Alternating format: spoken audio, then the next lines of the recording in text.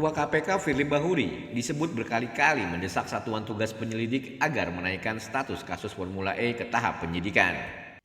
Ada keinginan menetapkan Anies sebagai tersangka sebelum partai politik mendeklarasikan mantan Gubernur DKI Jakarta itu sebagai calon presiden 2024. Dugaan penyelewengan anggaran dalam penyelenggaraan Formula E sudah berdengung sejak tahun lalu.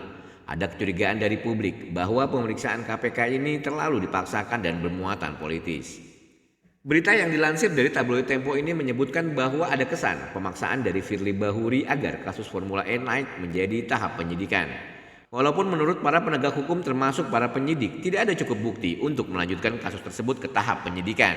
Gawatnya lagi, Firly meminta agar kasus ini dinaikkan ke tahap penyidikan sebelum Anies Baswedan dideklarasikan menjadi calon presiden 2024.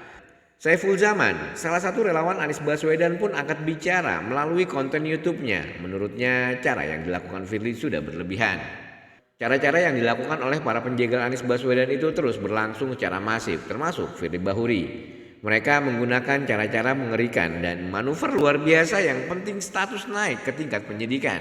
Nanti di perjalanan waktu pasti akan ketemu celah untuk benar-benar menjegal Anies Baswedan sebagai Capres 2024, begitu ungkap Saiful Zaman. Cara-cara seperti itu menurut Saiful Zaman sangat amat mencederai proses demokrasi yang terbangun di Indonesia.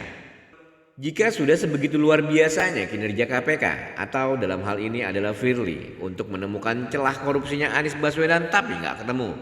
Dalam konten tersebut Firly disebut-sebut akan melobi Ketua BPK Ismayatun agar BPK bisa mengeluarkan hasil audit yang isinya menyatakan adanya kerugian negara. Saiful Zaman pun yakin bahwa rakyat terutama para pendukung Anies Baswedan tidak akan tinggal diam dengan apa yang dilakukan Firly Bahuri. Rakyat akan semakin keras bereaksi, termasuk melakukan counter-counter pemberitaan dari mulut Firly Bahuri.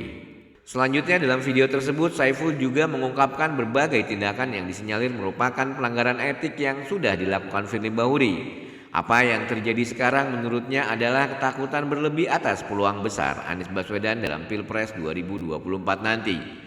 Karena jika melihat kondisi saat ini, Anies Baswedan memiliki popularitas yang sangat tinggi sebagai seorang capres. Saiful Zaman yakin bahwa keberadaan Anies sebagai capres telah meresahkan sebagian pihak, terutama para pengemplang. Karenanya Anies harus dijegal.